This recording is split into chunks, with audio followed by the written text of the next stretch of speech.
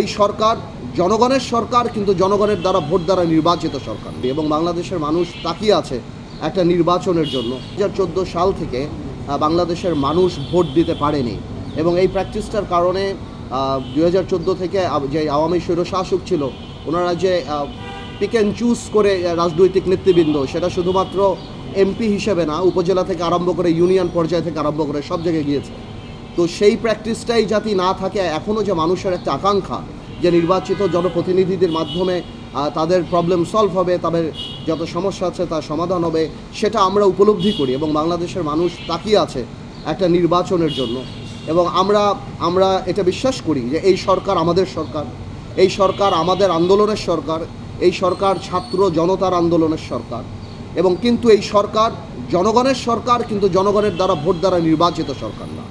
আমরা সবসময় চাই এই সরকারের পাশে আমরা ছিলাম, আমরা আগামীতেও থাকবো এবং আমরা 7ই আগস্ট থেকে আরম্ভ করে আজকে পর্যন্ত প্রত্যেক জায়গায় বলে আসছি যে আপনারা একটা নির্বাচনী রোড ম্যাপ দিন। নির্বাচন অত্যন্ত গুরুত্বপূর্ণ। নির্বাচন ছাড়া আপনারা যে সংস্কারের কথা বলছেন, সংস্কার একটা চলমান প্রক্রিয়া, আমরাও সংস্কারের পক্ষে।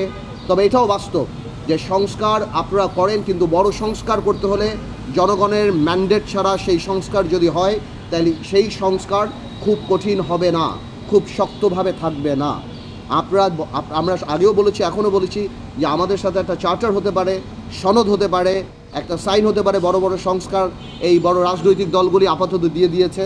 যেগুলি সংস্কার শর্টকাট করে যেগুলি একমত হয়েছে সেগুলি নিয়ে একটা সনদ করাই যেতে পারে, সবাই সাইন করতে পারে এবং তারপরে এগিয়ে যেতে পারে। কিন্তু সংস্কারের নাম বলে নির্বাচনকে যদি পেছানো যায় এবং একটা সরকার, একটা দায়িত্বশীল সরকার যখন বলে ডিসেম্বর থেকে জুনের মধ্যে নির্বাচন হবে, এই ধরনের আনসার্টেনিটি থেকে দেশকে কোনোদিনও একটা সরকার ঠেলে দিতে পারে না। একটা নির্বাচনী রোডম্যাপ কংক্রিট থাকতে হবে। দেখুন, আমরা এই সরকারকে আনার জন্য জেলে গিয়েছি, জুলুম সহ্য করেছি, নির্বাচন বয়কট করেছি, রাজপথ সব জায়গায় আমরা ছিলাম।